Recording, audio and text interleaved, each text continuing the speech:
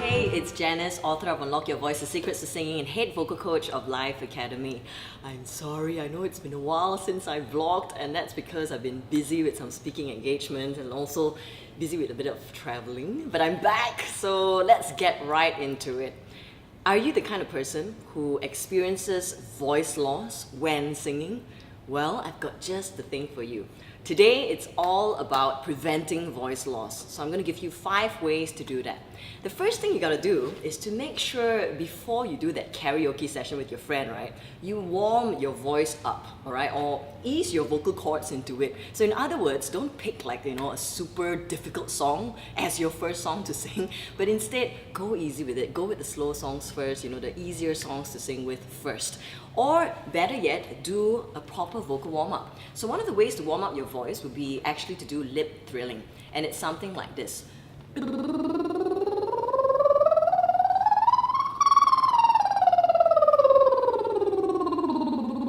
So just do that a couple of times and that should ease your vocal cords into the singing stuff that it has to do. Alright?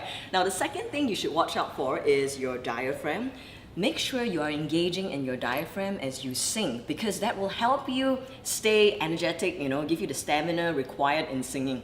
One way to do this actually is to observe your solar plexus because it's almost impossible to observe your diaphragm, We use the diaphragm all the time when we're breathing, but we don't feel it and we can't see it moving, out from outside. So what we can see moving instead would be the solar plexus, all right? You don't have to memorize this. Just feel your way from your waist into the center, okay? That soft spot in between your ribs, and just do this a few times. Like when you do Kung Fu. Okay? So this part here is supposed to inflate when you breathe in, like that, and when you exhale, it's supposed to deflate. So when you sing, for example, when you breathe in, you should feel like this part is going downwards as you are singing. Alright? Now the third thing you can watch out for is to make sure your vocal cords, these muscles here in your voice box, they are coming together and vibrating, coming and closing together very well. Now, this is because when we make a sound, when air goes through our vocal cords, the vocal cords are supposed to come together when we sing or when we speak. So for example, like this. But what happens is, sometimes, some of us, we sing like this. A lot of air is going through our vocal cords and the vocal cords can't close properly. So to make sure you get to close your vocal cords properly, you can try doing this. I call this the vocal fry. So something like this to get yourself in the habit of closing your vocal cords well.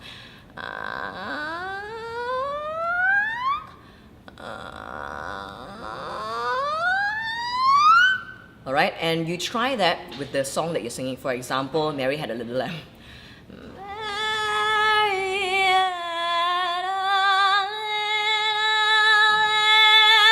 Because when it's connected well, the phonation, the sound becomes much clearer and much louder effortlessly.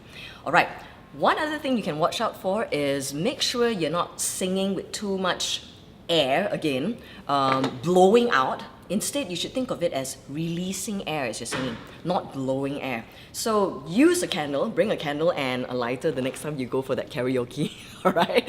And test it out, okay? So for example, this is when you're singing and blowing air out. This happens when we try to sing breathily in the wrong way. For example, as you can see, it's already gone, yeah? Instead, we should aim at containing the air even when we're singing breathily. And this is possible. You can possibly sound breathy without having too much air coming out. So use a candle to practice this.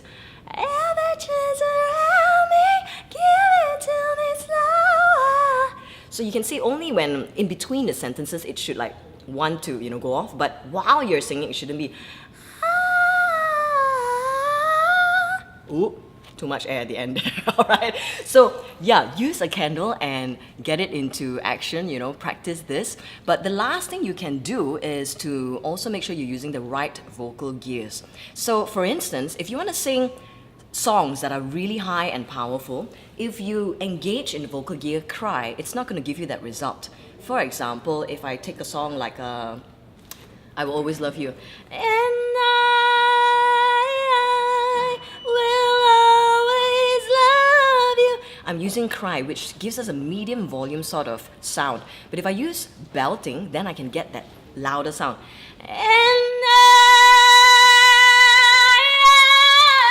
Effortlessly. So very often when we engage in the wrong gear, that's when our voice tires out very easily. So if you want to find out more about vocal gears, I have a video on that. Click on that video over here and check that out. On the other hand, if you do have any vocal questions at all, remember you can post them below, or better yet, come see me in person, because I'm gonna have this workshop called Power Talk. It's happening on the 3rd of August, 7 to 9 p.m. Come and see me. It's not a singing workshop, but it is a public speaking workshop where we will be talking about all sorts of vocal techniques as well. Alright, so for more information, click on the link below. I'll see you there.